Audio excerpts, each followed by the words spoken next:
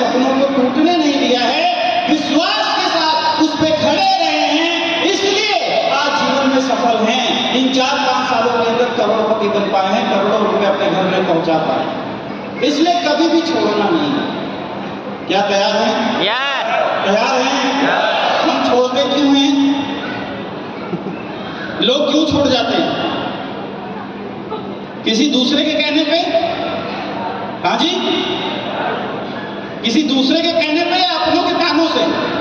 अपनों के तानों से। हाँ, अपनों के तानों से। यह समस्या ज्यादा है हिंदुस्तान में, है ना? गुरुजी एक बात बोलते हैं हमेशा कि एक इंसान अपनों से ज्यादा परेशान है ना? जी गुरुदेव।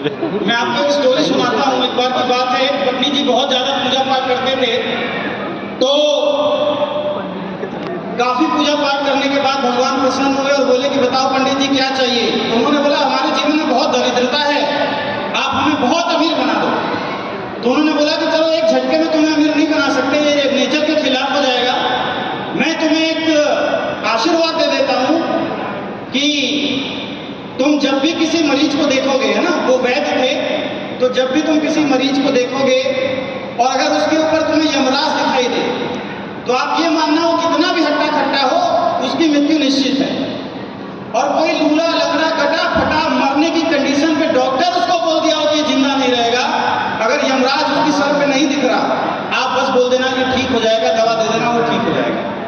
अब जैसे ही क्वालिटी उस वैद्य जी के पास आई, अब जो भी मरीज आए, अगर हट्टा कट्टा भी है, स्वस्थ है और उस पर यमराज जी दिख जाए, तो बोल दे ले जाओ, इसका कोई नहीं बचा सकता, ये जाएगा।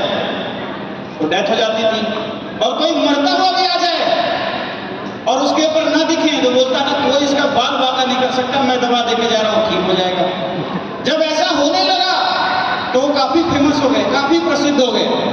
और जैसे जैसे प्रसिद्धि बढ़ी, बड़े बड़े लोग आने लगे, खूब सारा पैसा आने लगा, खूब धन आने लगा, उनके बच्चे हुए, बच्चे बड़े हुए, एक बार वो वृद्ध हुए।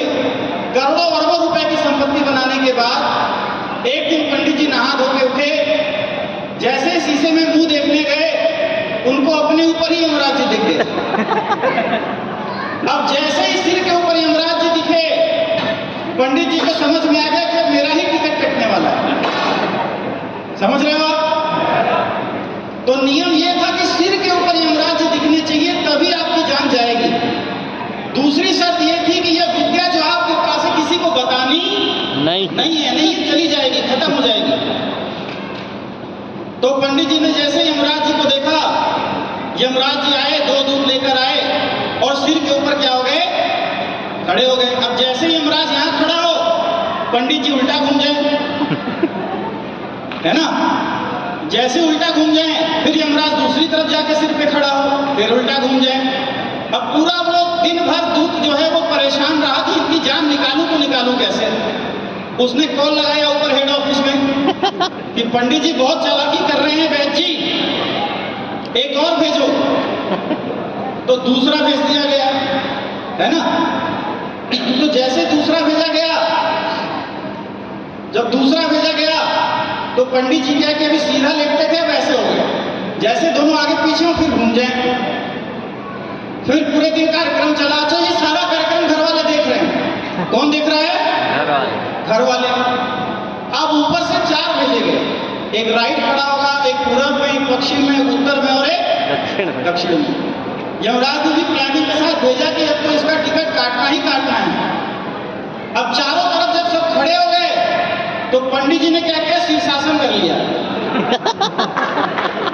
समझ रहे हो? अब वो सिर के बल हो गए, पैर ऊपर, टांग हवा में लटका दी। अब सारा चीज घर वाले देख रहे हैं, दिन भर सर नीचे गड़ाए हुए हैं। तो घर वालों ने सोचा कि पिताजी पागल तो नहीं हो गए, कभी राइट घूम रहे हैं, कभी लेफ्ट घूम रहे हैं, कभी ऊपर घूम रहे हैं, कभी नीचे घूम रहे हैं, अभी सर पकड़ के बैठे हुए हैं, ये लग रहा है बुढ़ा पागल हो गया है। तो घर वालों ने क्या किया कि उनको पकड़ के खाट से क्या किया? चारों तरफ से बांध दिया।